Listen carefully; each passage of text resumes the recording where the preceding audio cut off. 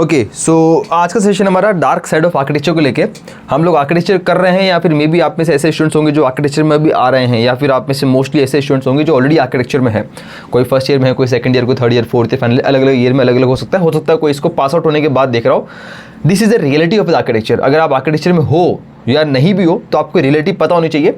और ऐसी बात नहीं जो है उनको पता नहीं है, डेफिनेटली जो है उनको तो ये सब चीज़ पता ही है, पर लेकिन चीज़ों को जानने के बाद भी शायद हम उनको चीज़ों को इग्नोर कर देते हैं बिकॉज सर्कमस्टांसेस ऐसे हैं, करिकुलम ऐसा है, सिचुएशंस ऐसी है। क्या कर सकते हैं भैया? देखिए कुछ 3-4 चीज़ें मेजरली आज बात कर रहा हूँ आपके सामने, जो कि आपको बहुत हेल्प करेगा अपनी चीज़ को समझने के लिए, अपनी स्टेज, अपनी सिचुएशन को समझने के लिए और इसको कंट्रोल करने के लिए। बिकॉज होती क्या भैया, समय के साथ साथ चीज़ें बढ़ जाती है, ठीक है, इंक्रीज होती है, डिक्रीज नहीं होती, ठीक है। तो आपको चीज़ों को टाइम पे कंट्रोल करना सीखना पड़ेगा। 3-4 चीज़ें डिस्कस करते हैं क्या क्या हो रही है, ठीक है। सबसे पहला चीज़ डार्क साइड की जब भी बात करते हैं तो आर्किटेक्चर में डार्क साइड मतलब क्या होता है? What is dark side? देखो हर एक चीज़ की डार्क और लाइट साइड होती है, ठीक है ना। कोई सा भी फील्ड हो, ऐसी बात नहीं आर्किटेक्चर की, आप चाहे कंप्यूटर साइंस की बात करते हैं, हम चाहे IT की बात करते हैं, हर एक चीज़ में डार्क साइड कुछ ना कुछ होता ही होता है। आर्किटेक्चर की बात करते हैं, सबसे पहला चीज़ वो है सबमिशन लूप। हर एक आर्किटेक्चर स्टूडेंट ना भैया सबमिशन लूप में फंसा हुआ है। इस बात को तुम मानो या ना मानो, submission loop is a very big loop in architecture. I was also in architecture, या फिर कह सकता हूँ I am also in architecture. मैंने 2024 में मेरा ग्रेजुएशन कंप्लीट किया है। I know what is the submission loop, जिसमें एक आर्किटेक्चर फंसा होता है। हमारे पास शीट्स है, मॉडल है करने को, हमारे पास सब कुछ है, हम लोग सब कुछ कर रहे होते हैं, पर लेकिन जब एक सबमिशन जब हम लोग शुरू करते हैं ना, तो first of all every architecture students will procrastinate, दूसरों को देख देख के प्रोक्रास्टिनेट करते हैं और लास्ट के 2 दिन 3 दिन के अंदर काम करने बैठते हैं, सबमिशंस पूरा करते हैं, सबमिशंस पूरा होता है, देन ऑलरेडी वी आर बहुत वेरी टायर्ड, बहुत थक जाते हैं। देन हम 3-4 दिन आराम करते हैं, 3-4 दिन का रेस्ट पीरियड खत्म होता है, देन अगेन अगला सबमिशन हमारा सैल्यूट लेकर वेलकम करने के लिए खड़ा होता है। उसके लिए फिर हम लोग वापस सोचते हैं क्या करना है, उसके कॉन्सेप्ट करते हैं, उसके ऊपर केस स्टडीज़ के काम करते हैं, उसके बाद हम उसके सबमिशंस पे काम करते हैं, उसके डिज़ाइन के ऊपर काम करते हैं। लास्ट के 3-4 दिन फिर वापस दबा के घिसते हैं, बहुत जोरदार वाली घिसाई करते हैं हम लोग। हर एक आर्किटेक्चर इतनी ज़्यादा घिसाई करता है ना भाई साहब, बहुत घिसाई करता है, उसका पोटेंशियल भी नहीं होता कभी उसका। आपने देखा होगा जो भी आर्किटेक्चर स्टूडेंट्स ऑलरेडी नाटा और JEE की प्रिपरेशन कर रहे होते हैं, राइट। आप सब लोगों ने भी की है या फिर कर रहे हो या फिर कर ली होगी बहुत पहले। तो आपको पता होगा जितने पोटेंशियल या फिर जितना टाइम आपने नाटा और JEE प्रिपरेशन में दिया ना, उससे 4 गुना ज़्यादा टाइम आप कॉलेज में दे रहे हो एक दिन का, अगर आप कैलकुलेट कर लो, लिटरली कह रहा हूँ आपको। और सबमिशन के 2 दिन 3 दिन पहले आप इतना टाइम दे रहे हो, शायद आपने जितना अपने 12th के बोर्ड एग्जाम में भी नहीं दिया था। दिस इज द ट्रूथ, मानो या ना मानो, मैं जानता हूँ इसको, बिकॉज सेम सिचुएशन मैंने एक्सपीरियंस किया है। तो क्या करें यार भैया, क्या रीज़न इसका, क्या सोल्यूशन है इसका, सोल्यूशन भी बात करेंगे, ठीक है ना। तो basically this is a loop, ठीक है। 3 दिन पहले हम लोग काम कर रहे होते हैं, फिर सबमिशंस खत्म करते हैं भैया, जैसे जैसे निपटा देते हैं, गिरते पड़ते घिसाई करते करते खत्म करते हैं, फिर 3-4 दिन आराम करेंगे, अगला सबमिशन हमारा इंतजार कर रहा है, देन वापस आएंगे उस सबमिशन के ऊपर काम करेंगे, फिर वापस घिसाई करेंगे दबा के, फिर वही चीज़ नहीं चलती रहती है। फिर थोड़ा सा हॉलीडेज आएगी, सेम ब्रेक आएगा, कुछ आएगा तो घर पे चले जाएंगे, जो लोग बाहर है, बाकी जो लोग डे स्कॉलर उनको तो फ़र्क पड़ता ही नहीं, वो तो वैसे ही घर से बाहर, बाकी लोग घर चले जाएंगे, फिर देन वापस अपना कंफर्ट जोन में, फिर वापस ओपन होंगे जब कॉलेज, फिर आएंगे, देन फिर वापस वही सबमिशन का रोना स्टार्ट हो जाएगा। ये सब चीज़ चलती रहती है, दैट्स इट। आगे बात करते हैं, नेक्स्ट चीज़ रीडू रिपीट। भैया हमारे पास रिड्यूस रिपीट ने मार रखा है स्टूडेंट्स को यार, क्या करें भैया, कितना रिड्यू कितना रिपीट है। किसी टीचर को मुंह पे मना नहीं कर सकते, क्यों दिया मुझे रिपीट, क्यों दिया मुझे रिड्यू। हर एक जना यही कर रहा है या बाकी आपको Rideau repeat, Rideau repeat, Rideau repeat, Rideau repeat. छोटा सा मिस्टेक, छोटी सी चेंजेस पूरा प्लान को चेंज कर देता है, पूरी शीट चेंज कर देता है। और फर्स्ट सेकंड ईयर की तो हालत खराब होती है, बिकॉज हैंड ड्राफ्ट है सारा काम, तो बहुत ज़्यादा हालत खराब हो जाती है। सब कुछ चेंज हो रहा है, सब कुछ बदल जाता है, सब कुछ चेंज हो जाता है। क्या कर सकते हैं बताओ, रिडू पे रिपीट, दैट्स इट, और कुछ होता ही नहीं है। तो this is the second thing जो कि है डार्क साइड ऑफ आर्किटेक्चर, जिसको नहीं पता हो, जो आ रहा हो, बाकी जो है उसको तो पता ही है, ठीक है। सॉल्यूशन पे भी बात करेंगे, टेंशन मत लेना। नेक्स्ट बात करते हैं, next is your jury pressure. भैया प्रेशर तो कम नहीं होता, बहुत सारे प्रेशर होते हैं।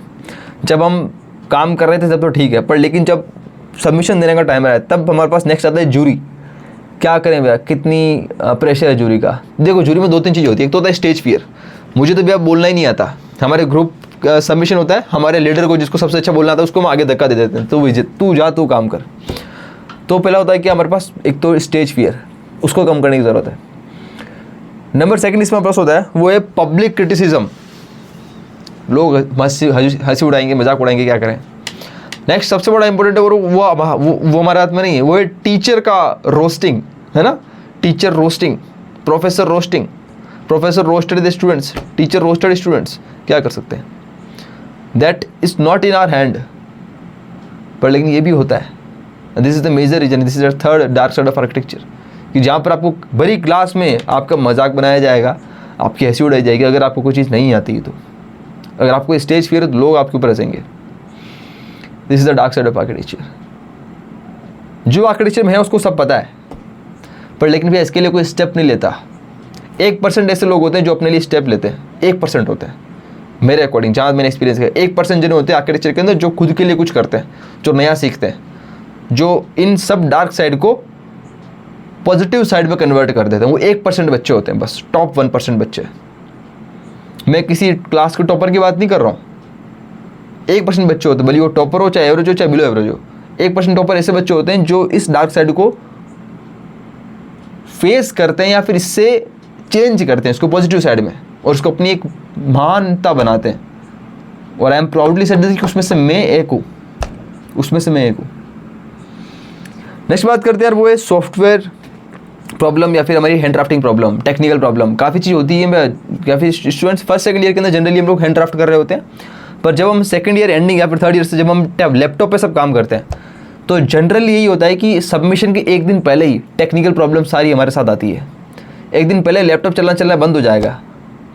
कोई हैंड ड्राफ्ट कर रहा होगा तो उसकी पीजे की रूम की लाइट चली जाएगी,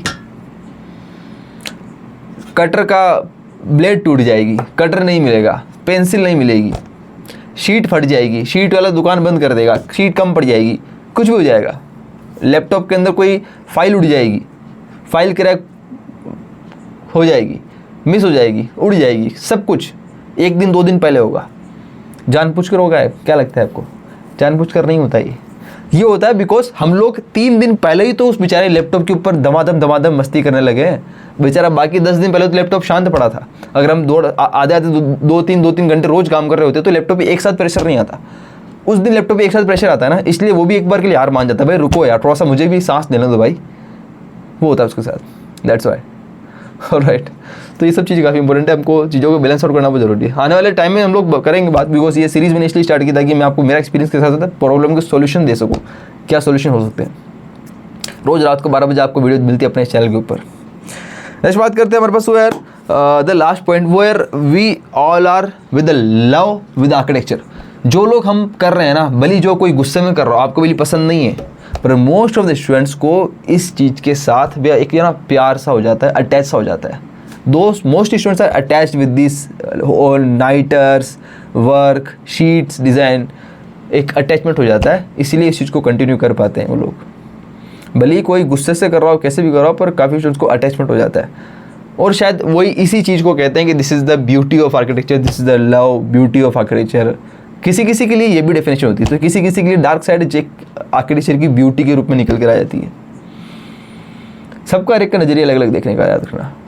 आप किसी को फोर्स नहीं कर सकते हो। कोई ऐसा है कि नाइट को जग कर काम कर रहा है, पर लेकिन उसको पता है कि मुझे इससे रिजल्ट मिल रहा है, मुझे इससे नंबर आ रहे हैं, मैं इससे सीख रहा हूँ, तो वो नहीं सुनेगा आपकी, वो मेरी भी नहीं सुनेगा, राइट। तो these all are the dark side जो भी है ना, ये किसी किसी के लिए एक ब्यूटी भी है, डेफिनेटली है। उसको लगता है कि जो भी हो रहा है वो अच्छा हो रहा है, मैं शायद यही चाहता था, चाहती थी, ऐसा भी है। Alright, so this is all about video for architecture. आप मुझे बताना कमेंट करके कि अगर आप आर्किटेक्चर में हो तो आपके लिए डार्क साइड या आर्किटेक्चर की ब्यूटी है, आपकी तरह किस लिए काम, आपकी तरह ये सब चीज़ें कैसे काम करती है, आप इसको मोटिवेशन की तरह लेते हो या फिर आप स्ट्रगल कर रहे हो, चीज़ें से लड़ रहे हो, जैसे जैसे निकाल रहे हो टाइम, आपको क्या लगता है। वगैरह आप आर्किटेक्चर में आ रहे हो, अभी एंट्री मार रहे हो, तो आप किस स्टेज के ऊपर हो और आपको क्या लगता है कि ये सब चीज़ आपको कैसे इफेक्ट करने वाली है, आप इन सब से कैसे डील करने वाले हो, मुझे कमेंट करके ज़रूर बताना।